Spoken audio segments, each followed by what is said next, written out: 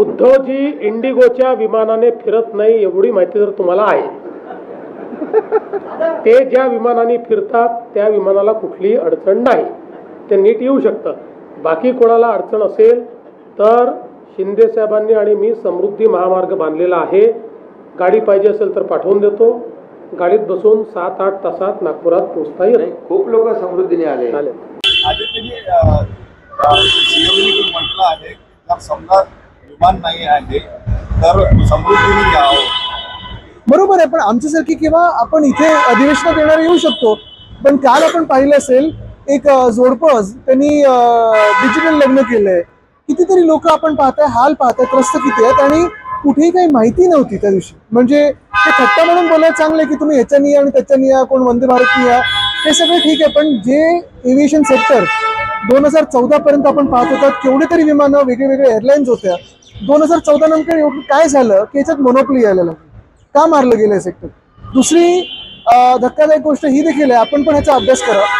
अनेक आपल्या देशात जे नवीन एअरपोर्ट्स उडानमध्ये बनवलेले आहेत, ते एअरपोर्ट्स त्याच्यावर हजारो कोटीचा खर्च झालाय आणि आता बंद आहेत. कामगार सेनेचा वाद मोठा उफाडलेला आहे. बैठक सुद्धा घेतली उद्धवजी साहेबांनी. कसं पाहता हा वाद पुढे हळूहळू वाढत जाणार? माझी इच्छा आहे की हा वाद वाढू नये. पण जर भाजपने राडा करण्याचा प्रयत्न केला, कुठेही वातावरण खराब करण्याचा प्रयत्न केला तर त्याला उत्तर दिलं जाईल. ह्याच्यात एक आपण टॅक्टिक पहा. भाजप असं करतं, मुंबईत आता 2 पंचतारिका हॉटेलमध्ये केलेलं आहे.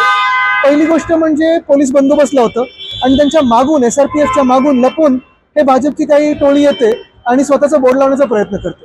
ह्याच्यातून 2 गोष्टी येतात. एक, स्वतः काही करण्याची हिंमत नाहीये, पोलिसांचा वापर केला जातो. पण दुसरी गोष्ट म्हणजे जे काही सरकारी बाकीचं पण म्हणजे यंत्रणा, मग महानगरपालिका असेल वगैरे, त्याच्या माध्यमातून तिकडचे हॉटेल्स असतील, इंडस्ट्रीज असतील, त्याला दमदाटी केली जाते.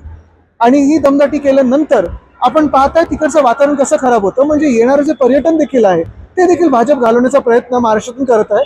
जसे उद्योग गुजरातला पळवले तसं पर्यटन देखील पळवण्याचा प्रयत्न आहे. उद्धव साहेबांना असे म्हटलं तर विरोधी पक्ष नेता नसेल तर उपमुख्यमंत्री नसावं. तर त्यांनी म्हटलंय की तुमच्याकडे संख्याबळ जुळत नाही, त्यासाठी तुम्ही काम करा, आमच्या रडत बसण्यापेक्षा. नाही, पण तुमच्याकडे संख्याबळ आहे ना, मग तुम्ही 2 बोगस पदं कशाला निर्माण केलीत? संख्याबळ तुमच्याकडे तर चांगलंच आहे.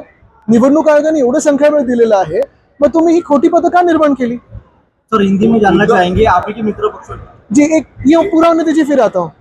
विरोधी पक्ष नेता नाही आहे. दुसरीकडे विरोधकांना यावेळेस बंगले सुद्धा दिले गेलेले नाही आहे. त्यामुळे भास्कर जाधवांनी असे म्हटलं की आम्ही रस्त्यावर प्रेस कॉन्फरन्स घ्यायचं. म्हणजे हे सगळं जे वातावरण बघा, तुम्हाला सांगतो ह्याच्यातून जो सत्ताधारी पक्ष आहे भाजप आणि त्यांचे जे 2 मित्र पक्ष आहेत म्हणजे ॲनाकोंडा आणि 2 विषारी साप, ह्यांची वृत्ती ही कळते की सगळं काही ढापायचं, सगळं काही हडपायचं आणि स्वतःकडे ठेवायचं.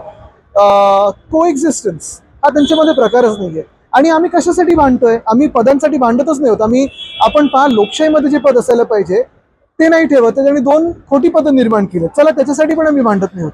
पण जे आम्ही सतत मागे लागलोय की कर्जमुक्ती द्या, कर्जमुक्ती द्या, ते तरी द्या ना तुम्ही.